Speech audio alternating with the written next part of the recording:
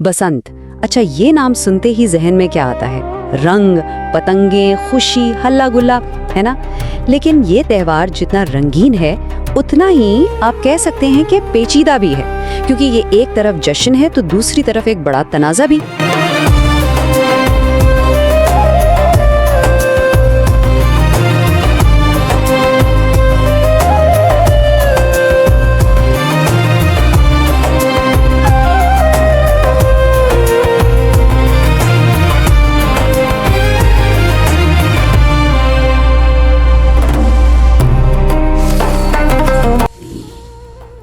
वक़ियात जो हिलाते।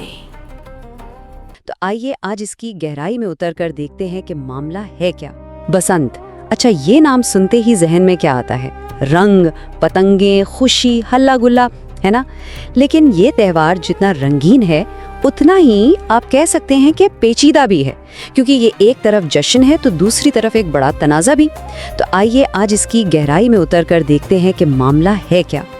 तो सबसे बड़ा सवाल यही है, क्या बसंत सिर्फ बहार के आमद का एक कल्चरल फेस्टिवल है, एक सकाफती जश्न, या फिर इसकी जड़ें किसी गहरी मजहबी बहस में हैं? यही वो कश्मकश है जिसे हम आज समझने की कोशिश करेंगे। अच्छा, इस पूरी बहस को समझने के लिए ना सबसे पहले बसंत को इसकी असल शक्ल में देखते हैं, यानी रंग, पतंगे और जश्न। आखिर ये त्योहार है क्या और इसे मनाया कैसे जाता है? देखें, बसंत, जिसे कुछ लोग बसंत पंचमी भी कहते हैं, बुनियादी तौर पर बहार की आमद का जश्न है। इसकी जड़ें सीधी पंजाब की ज़रखेज़ ज़मीन और वहाँ की सकाफत से जुड़ी हैं। ये सर्दियों के जाने और एक नए खुले मौसम की खुशी मनाने का नाम है। और इस त्योहार की पहचान क्या है? जाहिर है पतंगबाजी, साथ में पीले रंग के कपड़े पहनना, मौसीकी, रक्स। खास तौर पर लाहौर में तो ये एक बहुत ही बड़ा कल्चरल इवेंट बन गया था, जहां लोग छतों पर जमा होकर पतंगे उड़ाते और हर तरफ से बो काटा के नारे गूंजते थे। लेकिन बात सिर्फ मौसम की नहीं है, इसका एक सूफियाना पहलू भी है। एक बहुत मशहूर रवायत है कि अजीम शायर अमीर खुसरो ने अपने मुर्शिद हज़रत निज़ामुद्दीन औलिया को ख़म से निकालने के लिए पीले फूलों को देखकर ये जश्न शुरू किया था। तो इसी वजह से बहुत से लोग इसे एक सूफी रिवायत का हिस्सा भी मानते हैं।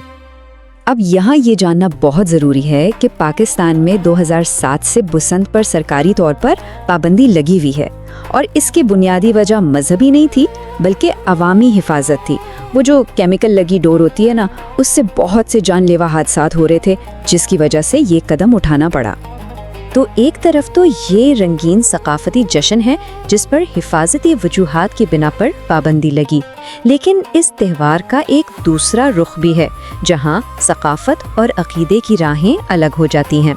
आइए अब इन दो बिल्कुल मुख्तलिफ नुक्ता नज़र को समझते हैं। यहाँ हमें दो बिल्कुल अलग तस्वीरें नज़र आती हैं।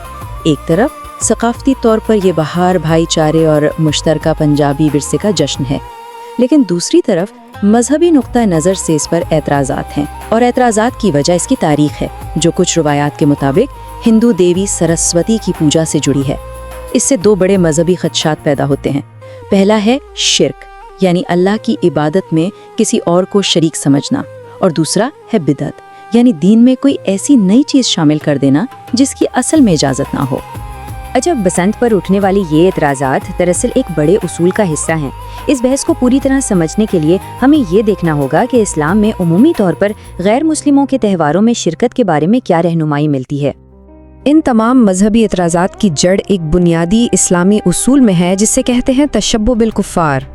इसका सादा मतलब है कि किसी दूसरे मजहब के उन तरीक़ों को अपनाने से बचा जाए जो ख़ास तौर पर उनकी मजहबी पहचान का हिस्सा हों, ताकि मुसलमानों की अपनी अलग मजहबी शनाख्त कायम रहे। और इस उसूल की बुनियाद इस मशहूर हदीस पर रखी गई है। ये हदीस अक्सर इन दलाइल में पेश की जाती है जो गैर मुस्लिमों के मजहबी त्योहारों में शिरकत से मना करते हैं, क्योंकि यहाँ बात फिर सिर्फ एक त्यौहार की नहीं रहती बल्कि शनाख्त और अकीदे का मामला बन जाता है। मुशाबहत के अलावा और भी वजूहात पेश की जाती हैं, जैसे कि इस तरह के त्यौहार में शिरकत एक तरह से गैर इस्लामी अकायद की बिलवास्ता हिमायत हो सकती है। फिर इन त्योहारों में अक्सर ऐसी सरगर्मियां भी शामिल होती हैं जो शरई तौर पर ठीक नहीं समझी जाती, اور ایک دلیل یہ بھی دی جاتی ہے کہ مسلمانوں کو جشن منانے کے لیے اللہ نے 2 عیدیں دی ہیں، تو انہیں ہی منانا چاہیے۔